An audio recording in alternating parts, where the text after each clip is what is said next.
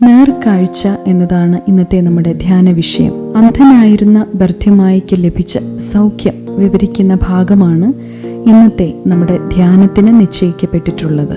അന്ധനും പാർശ്വവൽക്കരിക്കപ്പെട്ടവനുമായിരുന്ന Bartimaeus ശിഷ്യത്വത്തിന്റെ പാതയിൽ യേശുവിനെ അനുഗമിക്കുന്നതാണ് നാം ഇവിടെ വായിക്കുന്നത്.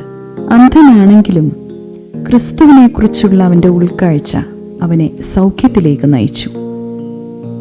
തന്നെ നിശബ്ദനാക്കാൻ ശ്രമിച്ചവരോടും തൻ്റെ വാക്കുകൾ നിരസിച്ചവരോടും തൻ്റെ ഇച്ഛാശക്തി കൊണ്ട് അവൻ മറികടന്നു.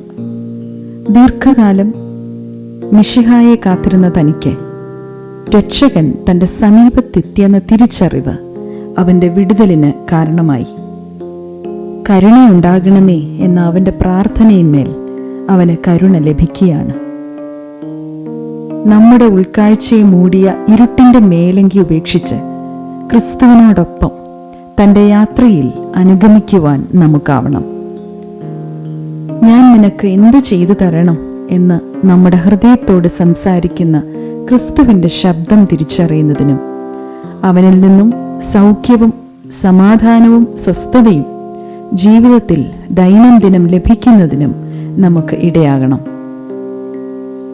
യഥാർത്ഥ കാഴ്ച എന്നത് നമ്മുടെ കണ്ണുകൾ കൊണ്ട് കാണുക മാത്രമല്ല, നമ്മുടെ പാതയെ പ്രകാശിപ്പിക്കുന്ന ദൈവിക സത്യത്തിൻ്റെ വെളിച്ചം നമ്മുടെ ഹൃദയം കൊണ്ട് ഗ്രഹിക്കുക എന്നതാണ്.